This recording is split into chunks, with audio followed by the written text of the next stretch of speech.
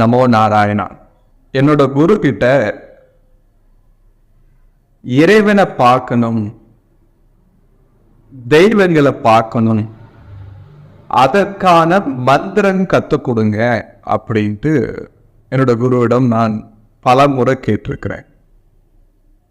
அப்போ என்னோட குரு ஒரு வார்த்தையை மீண்டும் மீண்டும் சொல்வாரு, உன்னுடைய மனம் இன்னும் பக்குவம் வரல, அந்த பக்குவம் அடைந்த பிறகு உனக்கு அந்த பயிற்சி தருகிறேன் அப்படின்னு சொன்னாரு. ஆனாலும் நான் என்னோட குருவை எப்போ பார்த்தாலும் எனக்கு அந்த மந்திரத்தை கற்றுக் கொடுங்க, தெய்வங்களை பார்க்கறதுக்கான மந்திரங்களை கற்றுக் கொடுங்க அப்படின்ட்டு நான் ரொம்ப என்னோட குருவை எனக்கு ஒரே டார்ச்சர் பண்ணுதுன்னு தான் சொல்லலாம். அந்த அளவுக்கு டார்ச்சர் பண்ணிட்டு இருந்தேன். ஒரு கட்டத்தில் என்னோட குரு ஒரு நாள் அந்த மந்திரத்தை எனக்கு கற்றுக் கொடுத்தாரு.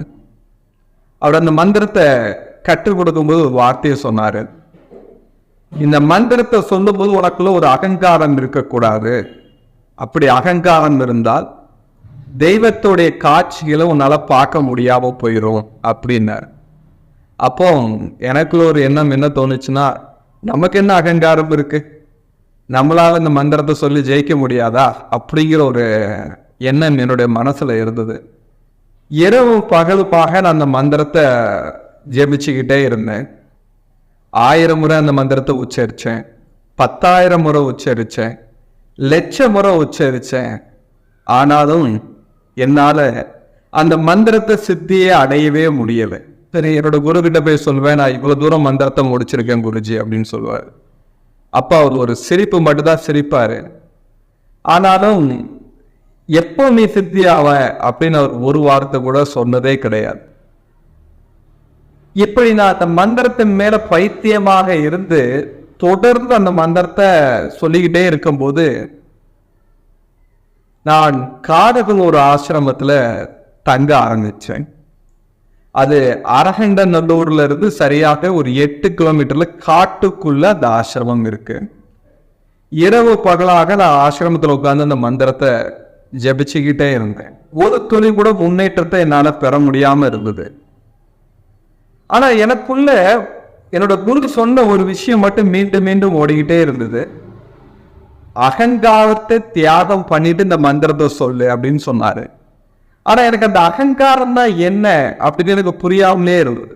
ஆனாலும் நான் விடாப்படியா அந்த மந்திரத்தை சொல்லிட்டு இருந்தேன். இந்த மந்திரத்தை சொல்லும் போதெல்லாம் நினைப்பேன், நான் இப்போ 1,00,000 தாண்டிட்டேன், 1,50,000 முறை சொல்லிட்டேன், 2,00,000 முறை அந்த மந்திரத்தை சொல்லிட்டேன், இப்படி மட்டும் நான் கவுண்ட் பண்ணிட்டு எழுதி வச்சுக்கிட்டே இருந்தேன். ஆனா எனக்கு அந்த மந்திரம் சித்தி அடையவே இல்லை. காரணம், ஒரு ஆசிரமத்துல தங்கிட்டு இருக்கும் போது ஒரு நாள் இரவு சரியாக ஒரு 1 மணிலிருந்து 2 மணி இருக்கும். ஆசிரமத்துக்குள்ள சிவலிங்கம் இருக்கு, சூரிய நாராயண லிங்கம் இருக்கு. அதை சுத்தி நான் நடந்து வந்துகிட்டே அந்த மந்திரத்தை சொல்லிக்கிட்டே இருக்கிறேன். அதாவது இந்த லிங்கம் நடுவுல இருக்கு, அதை சுத்தி பாதை அமைச்சிருக்கு. அந்த பாதை அமைச்சது பகுதிகளில் நான் நடந்துகிட்டே அந்த மந்திரத்தை சொல்லிக்கிட்டே இருக்கிறேன். சொல்லிக்கிட்டே இருக்கும்போது கேட்டுக்கு வெளியே ஒரு சத்தம் கேட்டுச்சு. இந்த 1 மணி 2 மணிக்கு என்ன சத்தம் அப்படின்ட்டு நான் அந்த கேட்டு வெளியே இரவுல எட்டி பார்க்கும்போது அந்த காடுகள் ஒரு ஆசிரமத்துல இருந்து ஒரு 2 கிலோமீட்டருக்கு உள்ளதான் ஊர் இருக்கு. அங்கு வாழக்கூடிய ஒரு பையன், எல்லாருமே நரின்னு அந்த பையனை சொல்லுவாங்க. ஆனா அந்த பையனோட உண்மையான பேரு எனக்கு தெரியாது. அந்த இரவு அந்த பையனை கேட்டுக்கு வெளியே நான் பார்த்தேன். என்னோட ரொம்ப வயசு குறைவுதான். அந்த பையனை பார்த்தோன்னே அந்த பையன் கேட்டேன், என்னடா இந்த இரவுல எங்க போயிட்டு இருக்கு அப்படின்னு கேட்கும்போது பையன் சொன்னாப்புல, விவசாயம் பண்ணக்கூடிய இடத்துல இருட்டு போயிட்டு இருக்கு, அதை பிடிக்கிறதுக்காக தான் நான் போயிட்டு இருக்கேன் அப்படின்னு சொன்னாப்புல.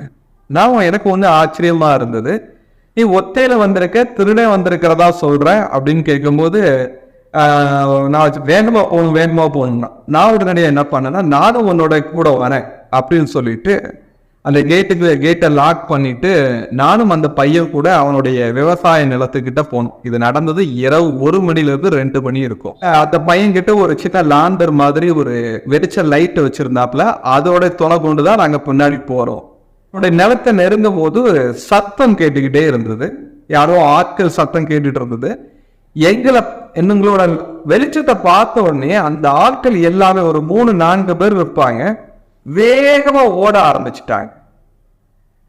ஓட ஆரம்பிச்சோடே இவனும் இந்த பையனும் என்ன பண்ணா, கத்திக்கிட்டு யாருன்னு கத்திட்டு அவனும் வேகமா ஓடுனா, நானும் பின்னாடி ஓடுனேன். ஆனா அந்த 4 பேரும் ஓடி போயிட்டாங்க.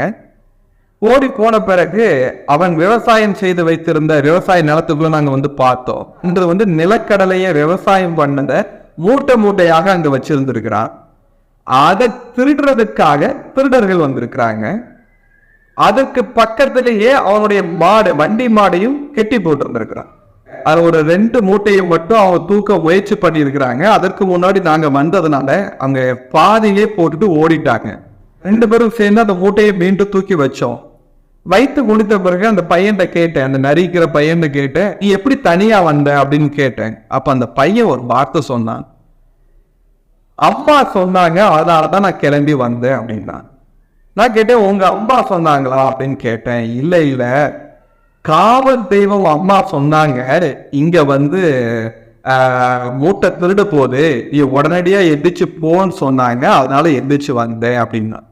அப்போ எனக்கு சொல்றது எனக்கு ஒழுங்கா புரியலன்ட்டு நான் மீண்டும் கேட்டேன்.